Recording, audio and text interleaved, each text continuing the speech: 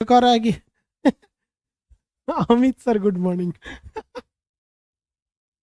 Nuclear reactor होता है जो, ये इस शेप में होता है, इसके अंदर रिएक्शन वगैरह कराया जाता है, इसमें परमाणु बिजली को जलाया जाता है। अब जैसे आप कोयला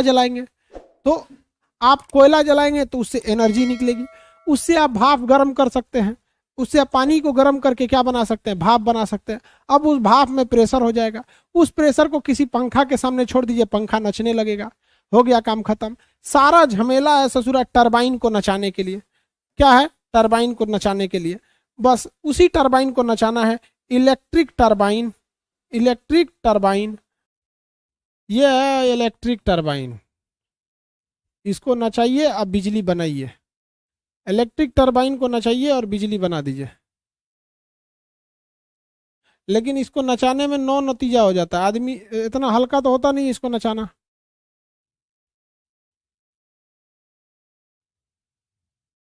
अरे आना रे ससुर तू नहीं।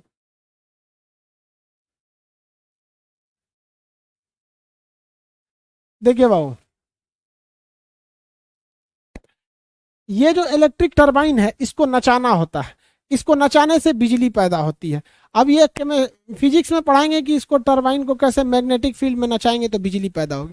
जनरेटर में भी यही काम होता है, बट जनरेटर में दो हिस्सा होता है। एक हिस्सा जो शांत रहता है वो टरबाइन वाला एरिया है, वहाँ आर्मरेचर घूम रहा होता है, और एक साइड में एक इंजन लगा होता है, वो इंजन डीजल से जलता है और पिस्टन को ऊपर नीचे करके फेंकते रहता है और इंजन को नचाते रहता है। लेकिन एक सिंपल सा टरबाइन आता है, गैस टरबाइन, उसमें क्या होता है, मतलब स्टीम टरबाइन में, जैसे ये देखिए ये टरबाइन है, इस टरबाइन में इसके अंदर ये वाली मशीन लगी हुई है, ये घूमने वाली।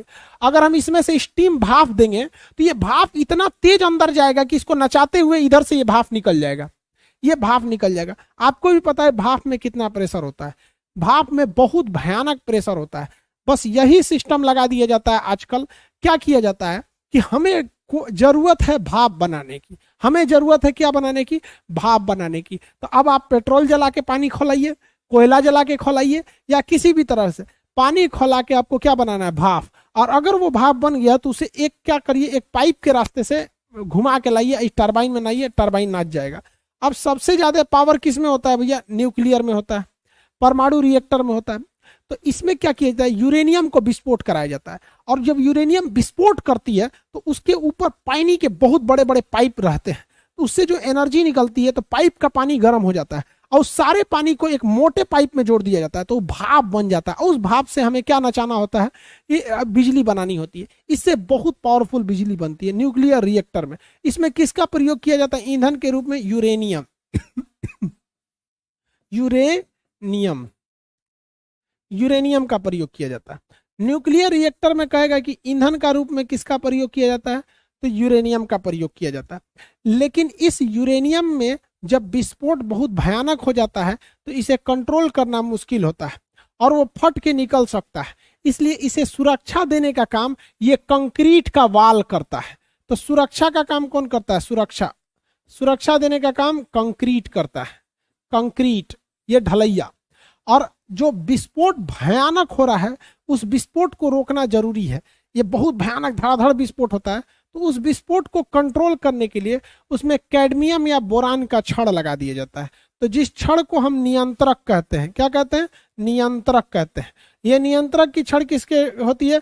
कैडमियम की, कैडमियम या बोरान की छड़ होती है, बोरान की छड़ लगी होती है। हम यहाँ लिखते जाते हैं अलग से। देखिए पहला सबसे बड़ा क्या लिखना है? ईंधन। ईंधन के रूप में किसका प्रयोग होगा? तो ईंधन के रूप में होगा यूरेनियम का, यूरेनियम। सुरक्षा के लिए किसका प्रयोग होगा? कंक्रीट का, कंक्रीट, सुरक्षा के लिए कंक्रीट का। अगर कहेंगे नियंत्रक के लिए, जो नियंत्रक के लिए कैडमियम या बोरान का छड़, कैडमियम या फिर बोरान का छड़, बोरान छड़, इस छड़ को लगा देंगे ना तो न्यूक्लियर रिएक्टर में जो इलेक्ट्रॉन, जो न्यूट्रॉन टूट रहे हैं आपस में, वो टूटना रुक जाते हैं। लेकिन परमाणु बम में ये छड़ नहीं लगाया जाता है, जिस वजह से वो भयानक विस्फोट कर जाता है। कभी कभी न्यूक्लियर रिएक्टर में ये छड़ न लग पाते हैं या रिएक्टर बहुत ब्लास्ट कंट्रोल के बाहर हो जाता है तो ब्लास्ट कर जाता है। ऐसा ब्लास्ट चेरनोबिल परमाणु दुर्घटना 1986 में हुआ था।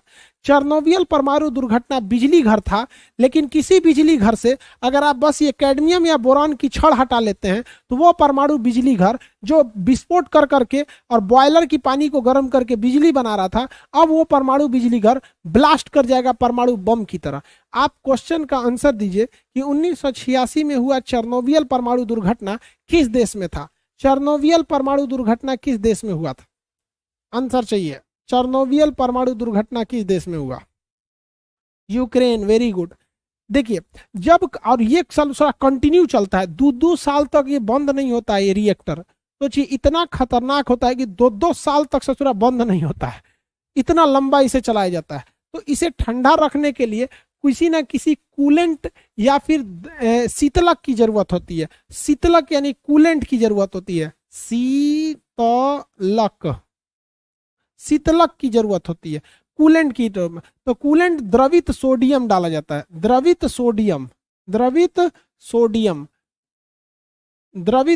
का यूज किसमें किया जाता है? शीतलक के रूप में किया जाता है। द्रवित सोडियम के रूप में, शीतलक के रूप में इसे किया जाता है। समझ में आ गया?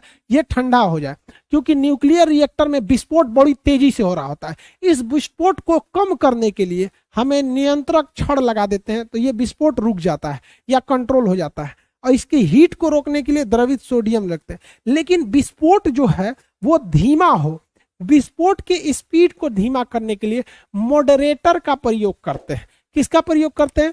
मॉडरेटर का प्रयोग करते हैं, जिसे हम लोग कहते हैं मंदक। मंदक क्या करता है? स्पीड को कम करता है।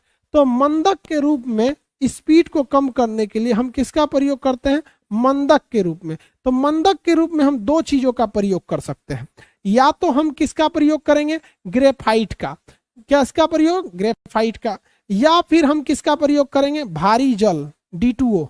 भारी जल, इसे भारी जल कहते हैं। 2 चीज का प्रयोग कर सकते हैं। अगर आप इसका यूज करते हैं तो न्यूक्लियर रिएक्टर की जो स्पीड होती है, जो विस्फोट की स्पीड होती है, वो धीमी हो जाती है, क्योंकि बहुत तेजी के स्पीड से विस्फोट करेगा तो भयानक घटना हो सकती है। तो इसको नियंत्रक करने के लिए, स्पीड कम करने के लिए हम किसका प्रयोग करते हैं? मंदक के रूप में ग्रेफाइट। जहां ग्रेफाइट का यूज होता है उसे हम कहते हैं पाइल, और जहां पर भारी जल का प्रयोग होता है उसे कहते हैं स्विमिंग पूल। उसे क्या कहेंगे? स्विमिंग पूल कहते हैं। स्विमिंग पूल वह रिएक्टर जिसमें न्यूट्रॉनों के स्पीड को कम करने के लिए, अर्थात मंदक के रूप में ग्रेफाइट का प्रयोग होता है, उसे पाइल कहा जाता है। जिसमें भारी जल का प्रयोग होता है उसे स्विमिंग पूल कहा जाता है। अमूमन क्वेश्चन पूछता है परमाणु पाइल में किसका प्रयोग होता है? तो परमाणु पाइल में आपके ऑप्शन नंबर बी पर लिखा होता है ग्रेफाइट का प्रयोग होता है। परमाणु पाइल में हमें ग्रेफाइट का यूज मंदक के रूप में करते हैं।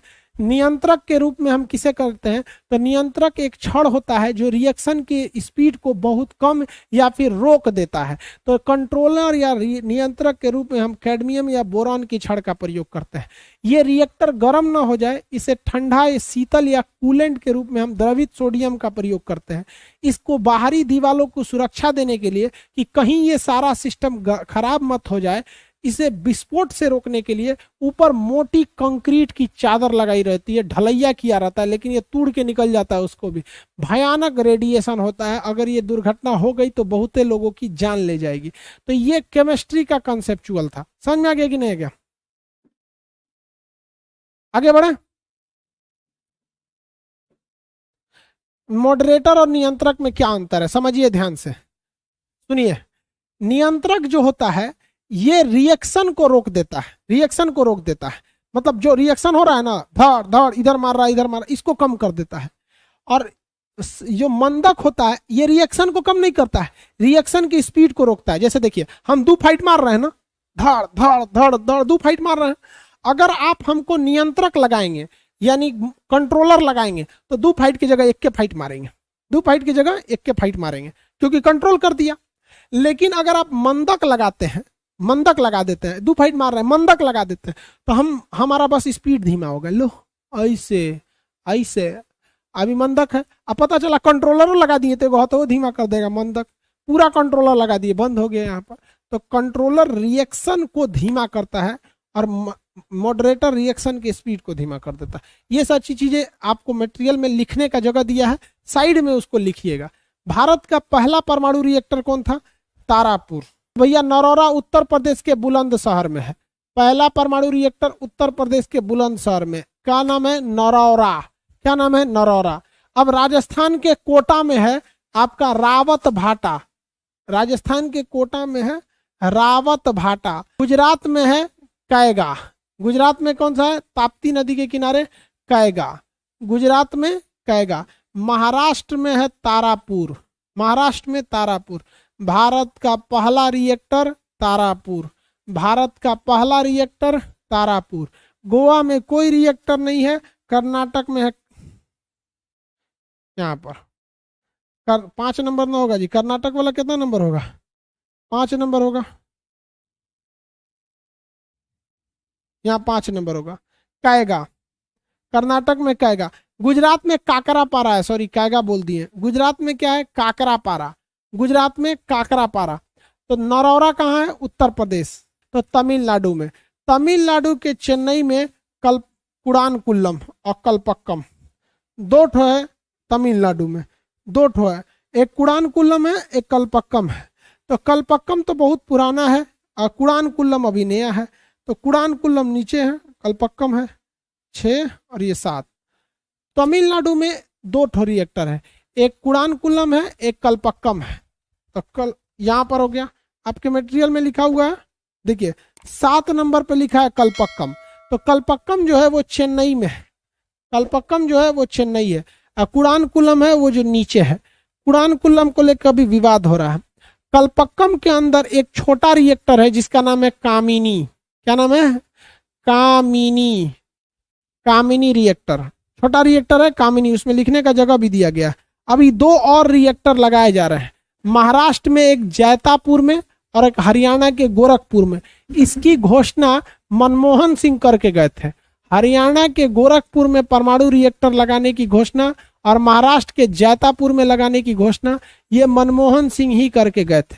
अब हम आपसे क्वेश्चन पूछते हैं,